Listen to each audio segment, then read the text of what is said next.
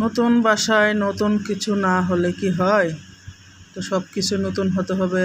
আসসালামু আলাইকুম, সবাই কেমন আছেন?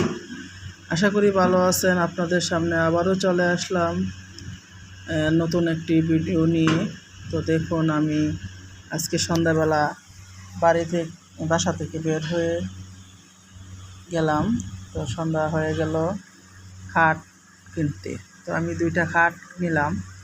তো লেবার এসে খাটগুলা ফিটিং করতেছে। আসলে আমি আমার বাড়ি থেকে তেমন কিছু আনি নাই, শুধু একটা খাট এনেছিলাম। একটা খাটে আমার 2 মেয়ে রুমে দিছি, ওরা থাকে। তো আমার ছেলের রুমে আর আমার রুমে নাই। তো আবার নতুন করে খাট কিনে নিয়ে আসলাম। তো খাট লেবার ফিটিং করছে। দেখুন আমার ঘরের কি বেহাল দশা, আমি ঝাড়ু দিয়ে কুলাইতে পারতেছি না, অনেক ময়লা হয়েছে। উনি কেটে কুটে একবারে ফিটিং করছে, এজন্য অনেকগুলা হয়েছে। আসলে বাড়ি থেকে আনলে অনেক সমস্যা, তাই ভাবছি বাড়ি থেকে আনবো না, বাড়িগুলা বাড়িতে থাকবে, বাসায় নতুন করে কিনে নিব। তো দেখুন আমার ছেলের রুমের খাট ফিটিং করলো। আমার ছেলে বিছানাপত্র গুছিয়ে একেবারে পরিপাটি করে ফেললো রুমটা। তো তার রুমে খাট গুছানো শেষ। তো তার রুমটাও পরিষ্কার করে ফেলেছি। এখন আমার রুম। তো আমার রুমে খাটের মাচায় কিছু দেওয়ার মতো নাই। তো আমাদের এখানে নিচে যে ওই ভাঙাড়ির ঘর আছে, ওইখান থেকে বাঁধন গিয়ে একটা ফ্রিজের কাভার কিনে আনলো।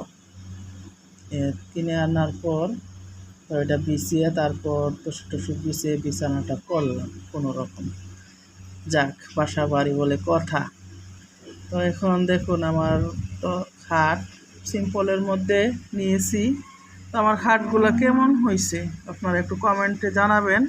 আসলে আমি তেমন গর্জিয়াস নেই নাই, তেমন দামি খাটও নেই নাই, শুধুমাত্র বাসার জন্য। এই যে দেখুন আমার ছেলের খাটটা আছে চকলেট কালার, আর আমি নিয়েছি কাঠ কালার। তো ওটা চকলেট কালার ও নিবে বলেছে, তো ওই জন্য চকলেট কালারটাই নিয়েছি। আসলে ওর পছন্দ আমার পছন্দ। দেখুন বাইরের ভিউটা জানালা দিয়ে দেখা যাচ্ছে, একদম অন্ধকার। আর এখানে হচ্ছে আমার বসার রুমটা প্লাস ডাইনিং রুম যেটাকে বলে।